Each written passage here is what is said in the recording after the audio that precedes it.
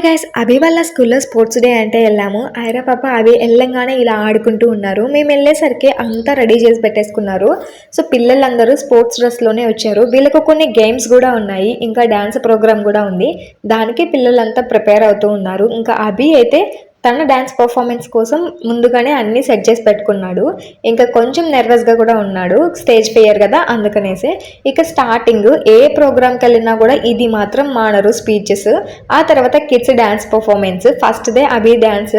నేనైతే చాలా హ్యాపీగా ఉన్నాను. అభి ఇలా స్టేజ్ పైకి ఎక్కి డ్యాన్స్ చేయడం కొంచెం ఉన్న స్టేజ్ ఫియర్ పోతుంది అని నా ఫీలింగ్. పిల్లలందరూ అలా స్టేజ్ పైన చిన్ని చిన్ని స్టెప్లు వేస్తుంటే చూడడానికి ఎంత క్యూట్గా అనిపిస్తుందో. నాకే కదా చూసే ఆడియన్స్కి కూడా చాలా హ్యాపీగా అనిపించింది.